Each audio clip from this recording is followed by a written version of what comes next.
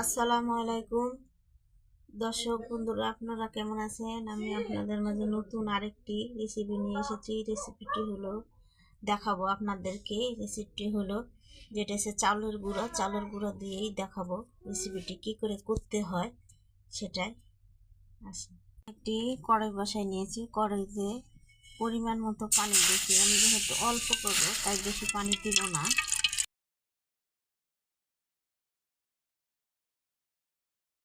পানি দেওয়া হয়ে গেছে, এখন এই লবণ দেব পরিমাণ মতো।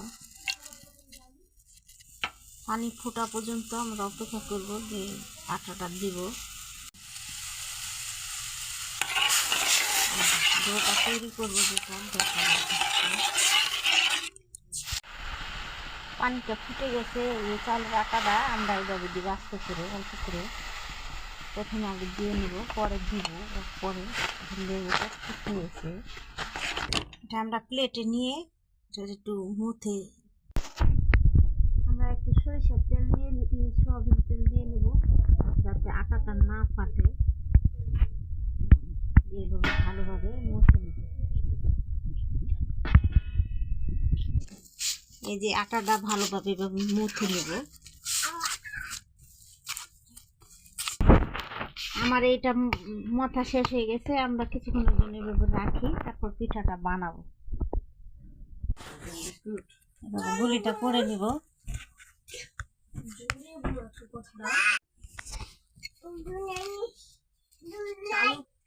এই যে এভাবে গোল করে নিব, তাহলে কান্দাটাও ফাটবে না।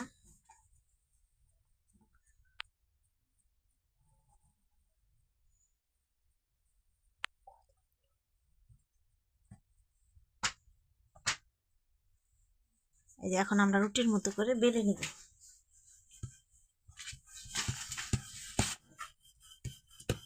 এবার রুটিটা ভালো করে বড় করে আমরা মেল করে নেব।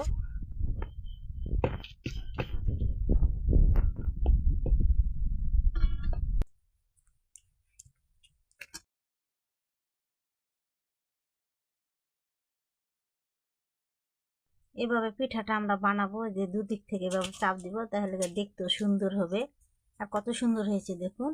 এই যে তখন আর আমার পিঠাটাও বানানো শেষ প্রায়। এখন রান্নার কাজে যাব। একটা কড়াইতে আমরা দুধ দিয়েছি, দুধটা ফুটিয়ে দেবো। গরম মশলা, এলাচ এটাও দিব, তেজপাতা, লং, এলাচ আমরা দিয়ে দিব। দুধটা আমরা জাল করে নিব, এভাবে ঘন করে জাল করে নেব। এটা খাঁটি গরুর দুধ, আপনারা চাইলে গুঁড়া দুধ দিয়ে করতে পারবেন। দুধটা ফুটে গেছে, আমরা এই চিনিটা দিয়ে দেবো পরিমাণ মতো, যে যেরকম মিষ্টি খায়। অল্প কিছু উপকরণ দিয়ে এই পিঠাটা বানানো যায়। আর চালের গুঁড়া থাকলেই হলো, মেহমান আসলে হঠাৎ করে সেটা তৈরি করে আপনারা অতি সহজেই বানিয়ে খাওয়াতে। পিঠাটা একটা একটা করে দিয়ে দেবো, নাড়া দিয়ে নেব, কত সুন্দর হবে। এই যে পিঠাটা ফুটে গেছে, আপনারা চাইলে নারকেলও দিতে পারবেন। নারকেল দিব না, কিছুটা ঘন হয়ে গেছে। এই যে কত সুন্দর হয়েছে পিঠাটা দেখুন। অল্প সময়ের মধ্যে হয়ে যাবে, আর অল্প কিছু উপকরণ দিয়ে হয়ে যাবে পিঠাটা বানানো। না খেলে বিশ্বাসই করবেন না যে কেমন হয়েছে। এত সুন্দর হয়েছে, ফুলের মতো। সিম্পল পিঠাটা আপনারা এভাবে বানিয়ে খেয়ে দেখবেন কেমন হয়। আমার মেয়ের খুবই পছন্দ।